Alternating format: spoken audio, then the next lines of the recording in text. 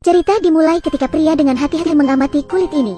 Lalu dia gosok sebentar, mencabut sehelai rambutnya, menatapnya seolah dia sudah mendapatkan jawabannya. Lalu dengan mantap menebak, ini kulit induk babi. Raja mengatakan, tidak, kau salah. Kemudian seorang pria muncul dengan kepala tegap tinggi. Sang putri tampaknya sangat tidak menyukainya. Karena barang siapa yang bisa menebak kulit hewan apa itu, raja akan menikahkan sang putri dengan orang itu. Pria itu tampaknya seorang profesional. Dia mengambil kaca pembesar. Sang putri sangat khawatir, takut pria itu akan mengetahui kulit apa itu. Si pria menjawab, ini adalah kulit dewa hutan. Sang putri langsung menoleh ke ayahnya. Tidak. Bertingkah seperti raja pada umumnya. Kemudian ada beberapa pria lain muncul. Mereka semua tidak bisa menebak kulit hewan apa itu. Mendadak, seorang pria hutan yang aneh muncul, membuat sang putri merasa takut, karena dia selalu tinggal di hutan. Indera penciumannya tajam melampaui orang biasa. Hanya dengan beberapa hirupan, dia bisa langsung tahu bahwa itu adalah kulit kutu. Seketika raja tercengang, senyumnya hilang. Ada apa dengan keadaan itu? Bagaimana kulit kutu bisa sebesar itu? Ceritanya dimulai saat beberapa tahun yang lalu. Sang putri sedang duduk di tengah panggung untuk memainkan alat musik. Meskipun dia menarik, tapi penonton berpikir putri seperti orang bodoh. Tetapi mereka semua tetap duduk di sana, mendengarkan dengan antusias. Sementara ayahnya selalu sibuk bermain dengan kutu. Di akhir penampilannya, penonton dengan semangat bertepuk tangan untuk Valet. Melihat itu, raja pun ikut bertepuk tangan dengan acuh tak acuh. Lalu segera kembali ke kamar tidurnya. Dan dengan cermat mengamati hewan peliharaan kecilnya. Raja bahkan membangun rumah mewah untuk kutu itu, agar tinggal di dalamnya.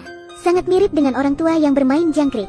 Hari-hari berikutnya, raja terus belajar tentang cara memperbaiki habitat si kutu peliharaannya. Dia bahkan mengabaikan kerajaannya sendiri. Kutu itu tidak sebesar kuncup bunga.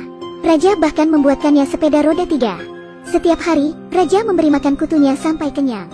Melatihnya untuk menarik becak selama 1 jam. Selama proses itu, dia berada di keadaan yang paling susah. Tak lama berselang, 3 bulan telah berlalu.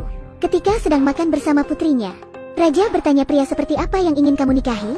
Putri dengan bersemangat menjawab, tidak perlu terlalu tampan, tidak perlu terlalu berotot. Pria seperti Bill Gates tak masalah. Jangan khawatir, saya akan mencarikan yang seperti itu, kata raja. Setelah makan, raja bergegas membawa sisa makanan untuk kutunya. Tapi kutu yang pada saat itu sudah seukuran anjing. Makan dengan lahap. Raja melihatnya sambil membelainya. 3 bulan setelahnya berlalu. Karena makanannya terlalu bergizi, kutu malang itu menderita tekanan darah tinggi dan lemak darah. Bahkan organnya memburuk. Si dokter yang memeriksanya melangkah mundur karena takut ketika melihat kutu itu. Karena kutu itu, ukurannya sudah setengah dari kerbau. Melihat makhluk seperti itu, Tuhan pasti menyesal telah menciptakannya. Setelah kutu itu mati, raja merasa kehilangan seperti keluarganya telah pergi. Dia memeluk kutu itu, lalu menangis terseduh-seduh. Karena dia ingin selalu mengenang hewan peliharaannya.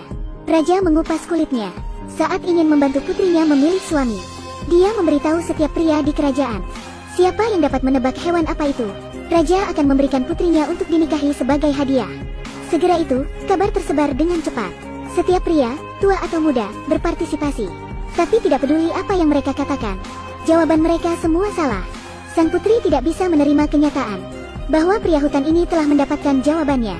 Putri berlari ke teras untuk melompat, tapi dengan nasihat ayahnya, Valet tidak punya pilihan selain mengurungkan niatnya. Putri sebenarnya sangat enggan dibawa oleh pria hutan itu. Pria hutan membawa sang putri menuruni tebing. Karena takut putri akan terjatuh, sang putri memegang erat-erat leher pria hutan itu. Sejujurnya, pada waktu itu, sang putri sedang dalam perjalanan menuju rumah pria hutan. Kenyataannya tidak ada jalan keluar. Ketika mereka tiba di rumah, di sana ada 4 kamar tidur, 1 ruang tamu dengan peralatan yang diatur secara unik. Setiap inci tempat itu membuatnya merinding. Sesampainya di kamar tidurnya, di sana tidak ada apa-apa selain tulang belulang yang berserakan di tanah. Sekarang Valet mulai merasa takut mati. Lahir dengan keadaan istimewa di kerajaan, bagaimana dia bisa hidup seperti ini? Di tebing di mana burung bahkan mau untuk buang kotoran. Di situ Valet meringkuk di lubang kecil, dengan wajah putus asa, yang lebih membuatnya terpuruk. Putri berpikir, apakah pria hutan memang berpikiran sesederhana itu? Dia tidak menunjukkan gairahnya. Ketika dia ingin menyenangkan dirinya, dia menyeret putri ke dalam gua untuk melakukannya. Suatu hari, dia melihat harapan di seberang tebing.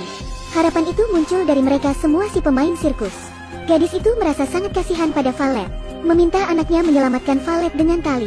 Anak itu membawa Valet dengan tali menyeberangi tebing. Tapi diketahui oleh indera penciuman pria hutan yang sangat sensitif.